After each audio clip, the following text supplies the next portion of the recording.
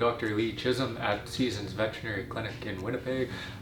As veterinarians, we need to be very careful and picky about what products and services we recommend to our clients for their pets. And today I'm going to talk about 6 different things that we need to consider when deciding which pet food is right for a patient.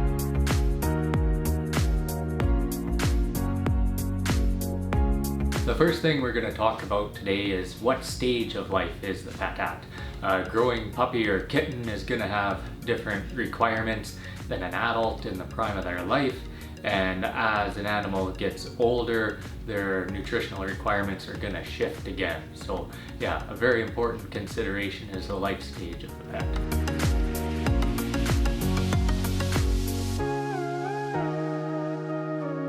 The second thing to consider is how active is the pet.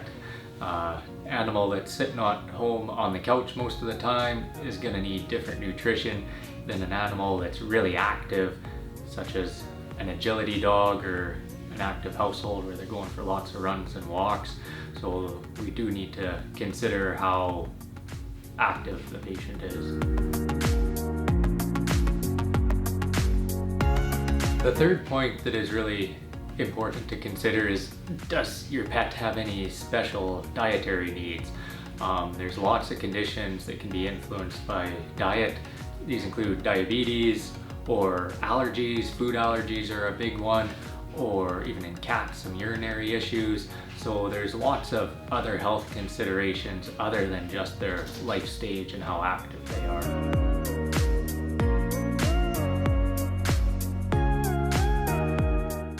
The fourth thing to consider is a very common concern with people, and that is, what is the quality of the ingredients of the food?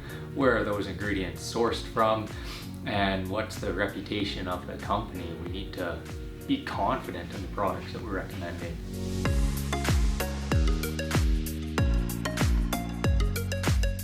The last thing to consider is price, and that's an important consideration. Big bag of food can cost a lot, but if you look at it on a daily basis, you're buying a month or 2 months worth of meals in just one bag, and comparing 2 different foods can be a challenge. Depending on the animal, they might need 4 cups a day of one brand and 6 cups a day of another. So if you want to get a really good cost comparison, you should figure out what it's going to cost per day with each of the foods.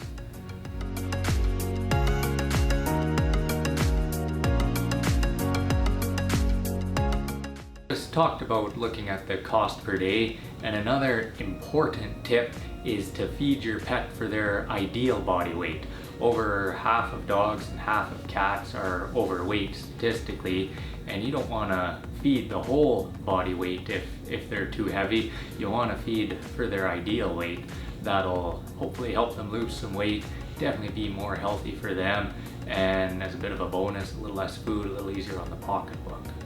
As you can appreciate, there's a lot of things to consider when you're deciding what food to feed your pet, and that's why myself and my team down here at Seasons Veterinary Clinic are more than happy to help you out and do what we can to decide what's right for your pet.